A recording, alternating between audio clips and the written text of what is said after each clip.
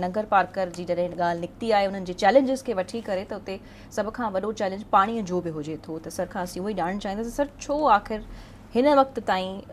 Access to clean water Nagar Parkar जे माण्हुनि खे न मिली सघियो आहे what is the reason It is not only limited Nagar to Parkar हाँ it is not only limited to Nangar Parker that has this issue.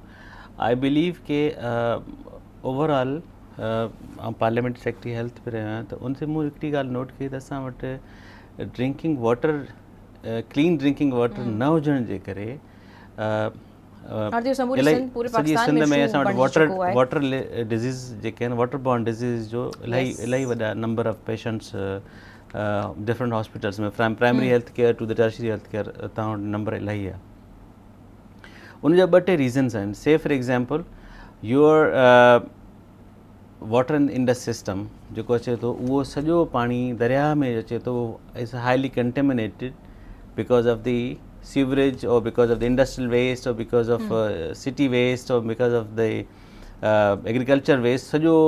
Sindh खणी दरिया सिंध खणे थो ऐं आख़िर में we are the one who receive the even हींअर तव्हां पीएच वैल्यू ॾिसंदव पाणी जी त इलाही नंबर जेके आहिनि उहे हाई आहिनि जीअं त हैदराबाद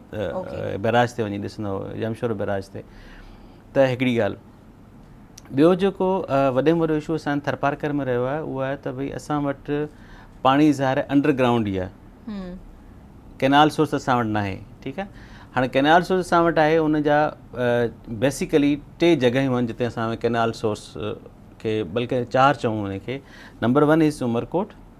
जितां खां कैनाल नारा कैनाल जो टेल आहे बिल्कुलु एंड आहे उतां खां असां पाणी खे फर्दर पाइपिंग जे ज़रिए अॻिते खणी वञूं बी इज़ नबीसर जो टेल नबीसर वाह जो टेल आहे जेको चीलबंद ते अचे थो उतां खां असां पाणी खणूं नंबर 3 इज़ नौकोट जिते टेल आहे उतां खां पाणी खणूं ऐं नंबर 4 इज़ जेको बदीनी जे पासे खां टेल अचे थी उतां खां असीं पाणी खणूं देयर आर 4 टेल्स हाणे उन 4 टेल में असां जेको टे जॻहियूं यूटिलाइज़ कयूं पिया बट मिसाल उमरकोट खां छोर खां लाइन खोखरा पार वञे थी जेको desert part of Umarkot district आहे it's all every other village is connected with the water supply line, water supply network, every other village. Achha. Then you have a second line which is from Umarkot to Bagal Vanyati via Ratnur. उहा line भी उन में भी उन जे आस विच में जेतिरा बि ॻोठ आहिनि सभिनी खे कनेक्शन मिलियल आहे अब देन इहा लाइन अॻिते ॾाली ताईं वेंदी आहे मतिलबु डिस्ट्रिक्ट थरपारकर जे बॉर्डर ताईं वञे थी उनमें सॼा ॻोठ त न आहिनि पर इलाही सारा ॻोठ आहिनि जेके उन लाइन जे 5-6 किलोमीटर राइट लेफ्ट आहिनि सभु कनेक्टेड आहिनि number 3 is from Nabisar to Chachro शहर खे जेको पाणी मिले थो उन लाइन में खे बि उते वरी नबीसर जे टेल में पाणी घटि हूंदो आहे तंहिंजे करे छाछरी शहर जी डिमांड उन तरीक़े सां कैटर नथी थिए जेका थियणु खपे number 4 is from Naukot to Mithi to Salamkot to Nagar Parkar and this line needs to be upgraded because इहे जॾहिं डिज़ाइन थी तॾहिं इहा थी 5 खां 6 हज़ार पॉपुलेशन जी हाणे इन ते मथां लख जी पॉपुलेशन अची वई आहे so you need to upgrade pipeline ते एब्सोल्युटली डिपेंडेंसी शो कई वञे थी माण्हू सवाल कनि पिया त छो को नगर पार्कर हा उहा लाइन जेका आहे उहा अपग्रेड जॾहिं थींदी तॾहिं नगर पार्कर जी डिमांड्स खे प्रॉपरली कैटर करे सघंदी असां फर्दर एक्सटेंशन कई आहे मुख़्तलिफ़ ॻोठनि में जिन ॻोठनि जा अंडरग्राउंड वाटर जेको आहे इलाही ब्रेकिश आहे उनखे पाइपलाइन नेटवर्क कनेक्ट करे छॾियो आहे बट सोर्स खां पाणी जे लाइ हींअर हिकिड़ी लास्ट मीटिंग थी आहे उन में इन ते इलाही फोकस थिए पियो जेको मुंहिंजे हल्के में हिकिड़ो ॿी लाइन आहे जेका Shaheed Benazir Bhutto clean drinking water supply line from Umarkot to Kitari वञे पई उहो उमरकोट डिस्ट्रिक्ट जो रिमेनिंग पार्ट खे कैटर कंदी देन छाछरो तालके जो रिमेनिंग पार्ट खे कैटर कंदी देन ॾाली में बि वेंदी ऐं पोइ उनखे असां फर्दर एक्सटेंड करे खणी आया आहियूं असांजे हल्कनि जा जेके उहे एरियाज़ जिते वाटर ब्रेकिश इलाही ब्रेकिश आहे ऐं जिते आर ओ प्लांट बि सक्सेसफुल न आहिनि उन एरियाज़ में उन लाइन खे खणी आहे उहा उनजो बि